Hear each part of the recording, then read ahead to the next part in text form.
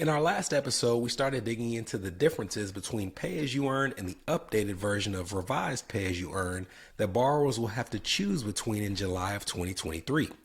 In this episode, we go through scenarios where a person might choose one of these plans over another so that you can apply that same logic to your situation. Let's get started. Are your student loan payments or loan balances a major obstacle in your financial life? Then tune in and let's escape student loan debt. Hello, my name is Brenton Harrison of Escape Student Loan Debt and your host for the Escape Student Loan Debt podcast. In our most recent episode, we started the process of comparing pay-as-you-earn to the updated version of revised pay-as-you-earn that borrowers will have to choose between this coming July of 2023. And in this episode, what I thought we would do is give you some specific scenarios based on things like the degree you've attained, your marital status, your student loan balance, even your industry, to give you real world examples of what your payment would be, what your forgiveness details would be, so that you can apply them to your situation to find the best fit for you. Let's first start with breaking these up into sections based on the degree that you've attained, and we'll begin with community college. We've covered that the Department of Education, when updating this plan, made it so that it incentivized low-income earning community college graduates to choose this new version of revised pay-as-you-earn. The reason for that is instead of paying for 20 years before loans are forgiven, like you would find in pay-as-you-earn, if you owe $12,000 or less, then you would have your loans forgiven after 10 years of payments under the updated version of repay. Even if you're above the threshold, it would only increase your years of repayment by 1 year per $1,000 above the threshold, up to a cap of 20. Because of the changes that they've made to the calculations of these plans, if you're a low-income community college borrower, the payment under this plan would be radically different as well. For example, if you had an adjusted gross income of $50,000 as a single borrower, under the updated version of repay, you would pay $71 a month, as compared to the current and unchanged version of pay-as-you-earn, you would have a payment of $234 a month. So that is a radical difference of over $150 a month. It's worth keeping in mind that this new version of revised pay-as-you-earn still does not have a payment cap. Whereas with pay-as-you-earn, there is a payment cap that says if they calculate your payment under pay-as-you-earn and it would save you money by being on the 10-year standard plan, you would simply be put on that payment while still receiving credit towards the forgiveness that comes with income-driven repayment. Next, let's consider whether you have undergraduate loans only. In this scenario, we covered that pay-as-you-earn requires you for undergraduate or graduate or whatever combination you have to pay towards your loans for 20 years until balances are forgiven. With revised pay-as-you-earn, if you have undergraduate loans only, it is also 20 years. Let's now increase the income a bit for the person in our previous example, and let's assume that this single person has a $75,000 adjusted gross income. Under pay-as-you-earn, they would pay $442 a month towards their loans, whereas with revised pay-as-you-earn, that payment would go from $442 all the way down to $175 a month. And there's two reasons for this. One of those reasons is the increased percentage of the federal poverty level that they allow you to subtract from your income before calculating your payment. But it is also because with undergraduate loans only, the percentage of that discretionary income you must pay is 5% as compared to the 10% that is found with pay-as-you-earn. Next, let's consider the scenario of a person who only has graduate school loans. If we're comparing the two plans to another, with graduate school loans under the new version of revised pay-as-you-earn, it's the same 10% payment of discretionary income as you would find in pay-as-you-earn, but the way that you calculate it is different. Under pay-as-you-earn, they allow you to take 150% of the federal poverty level out of the equation, whereas with revised pay-as-you-earn, it is 225% of the federal poverty level. And this again is showing it. And this again will show you a difference in payment, but I want to bring up something that might tilt you towards pay-as-you-earn, even though you would be paying more. If we increase the income again and we have a person in our example with an adjusted gross income of $100,000, Under the pay-as-you-earn plan, they would pay $651 a month, whereas under the updated version of Repay, they would pay $559 a month. So there's two things at play that I want you to consider here. The first is for graduate school loans where that percentage of discretionary income is the same. As your income increases, the gap between the two payments is reduced. We're no longer looking at a $400, $500 a month difference or a $200 difference between the two plans. We're no longer looking at a $200 or $300 difference between the two plans in all scenarios. As a matter of fact, in this example, it's a little over $100 a month more to stay on pay as you earn. And you might think, well, why would I pay $100 a month more if I don't have to? You must also remember that with revised pay as you earn, if you have graduate school loans in the mix, you have to pay your loans for 25 years before forgiveness as compared to 20 under Repay. So this is all about personal preference, but I can tell you that if you asked me, would I rather pay $100 more but have my loans forgiven 5 years earlier, I would take that option. So pay as you earn in this example would be a better fit for me because even though I have to pay more, I'm finished with my loans sooner and I can move on with the rest of my life. And then lastly, let's consider someone who has a blend of undergraduate and graduate school loans. So they have both that are in this pot. With pay as you earn, it doesn't matter what that blend is, but it changes when you go over to the new version of revised pay as you earn. Because as we've shared, you have 5% if you have undergrad only that you pay towards your loans, 10% if you have graduate school only that you pay, and if you have both, it is a blend of the two. So let's use the example and assume that we do this weighted average and we find out that because you have so many graduate loans with a high balance, you're paying 8.59% of your discretionary income. Is it really better to do that and save 1% or 1.5%, but pay for 5 years longer than you would by simply getting it out of the way by using pay as you earn? This is the Escape Student Loan Debt Podcast, a show for established professionals whose student loan payments or loan balances are impacting their marriage, their business, their credit, or their dream of achieving home ownership. We'll be right back. Are you interested in learning the tools and techniques we use to get student loans forgiven, reduced, reorganized, or expedited? Well, great news. We're currently updating our flagship course, Escape Student Loan Debt, to reflect the current changes in the student loan landscape.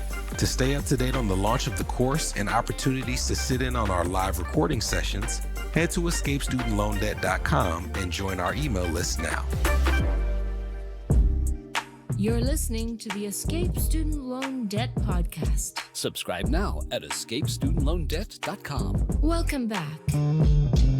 Let's now look at some options based on the makeup of your family and even how you file your tax return. Let's say that we have a couple that earns $100,000 of adjusted gross income and they have 3 children. So they have 5 people in their household. Based on the calculations for pay as you earn, they would have a total monthly payment towards their student loans of $394 a month. Whereas if these were graduate school loans and we did that same calculation for the new version of revised pay as you earn, their payment would go all the way from $394 down to $174 a month.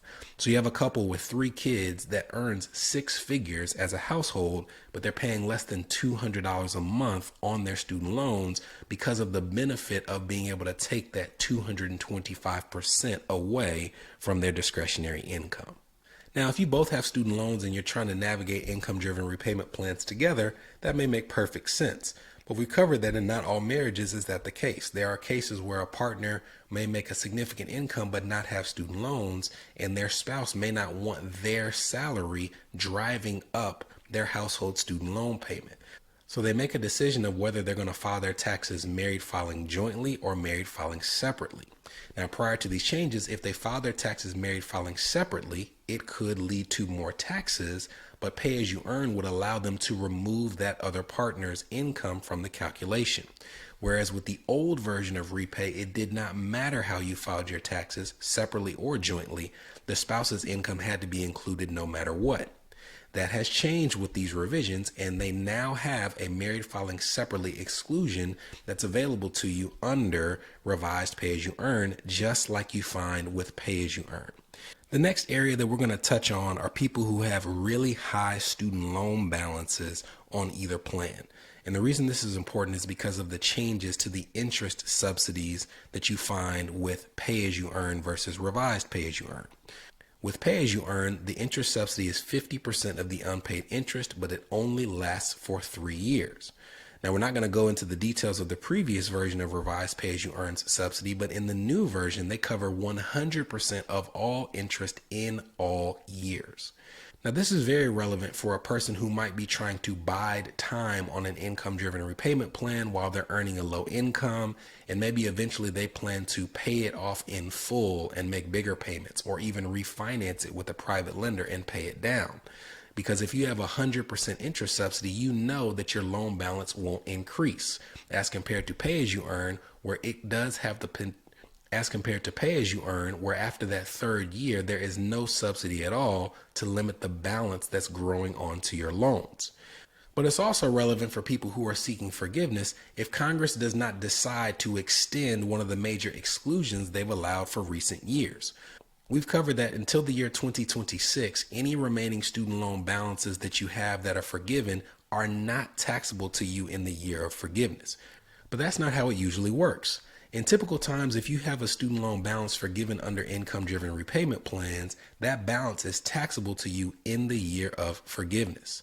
If you have $100,000 income and you have $50,000 of student loans forgiven, you would have to pay taxes on $150,000 as if you earned it. Now, if they decide to extend their allowance of not having this forgiven, you're not going to have to pay taxes on it anyways. But if they don't extend it and we go back to typical times where that forgiven balance is taxable, then having an interest subsidy that ensures there's no growth on that balance could be vital as compared to pay as you earn, which could increase your taxable burden as that balance increases as well. I'll give you an example. Let's say that we have a person with a $400,000 student loan balance growing at 5% interest, and maybe they're paying $1,000 a month on their student loans. Well, $400,000 at 5% interest means that there's $20,000 of interest growing on that debt each and every year. But if they're only paying $1,000 a month, then there's about $8,000 every single year. That's the gap between what they've paid and the interest that was accruing. And over a 20-year period, that adds up to $160,000 of extra student loans that's added onto that balance. If we're going to assume that it's taxed at a rate of 32%, just that extra balance on top of what they already owed would lead to an additional $51,000 in taxes that this person would have to pay as a result of that forgiven debt. If you compare that to revised pay as you earn, it doesn't matter how much extra interest is growing at the end of the year, the government is paying it in full. So when they have their student loans forgiven, even if it is taxable, they would know that the amount that's forgiven would not be any higher than what it was the day they graduated. And this last area is a bit of projection. Typically, the Department of Education will give you a waiver or they'll give you guidance when they're making sweeping changes, and we're still waiting for that to come out. So there's a lot of information we don't know. So this next thing that I'm going to say, it could end up being the exact same for pay as you earn as it is for revised pay as you earn. But as of right now, the only change we know will occur is the one that's happening to revised pay as you earn. And that has to do with them applying past credits for years that you weren't paying. We've covered in the last 2 episodes that for periods where you had your loans in deferment or forbearance, the Department of Education is considering letting you pay for back credits in pursuit of forgiveness. As an example, if you're a medical resident or a medical fellow and for 2 years of your training you decided to not make payments towards your loans and instead chose deferment, you could go back years later to the Department of Education and say, calculate what my payment would have been during those 2 or 3 years, and I'm going to give you a lump sum check or make monthly payments to earn back that credit. And if they don't do this with pay as you earn in the other plans, this is a radical advantage for people who are going to be in scenarios where their income during training would be reduced, but they would see it explode after their training years. So now I can just get my years of credit when I'm making more money without having to go through the sweat and the pressure of making that payment when I'm making a smaller amount during residency.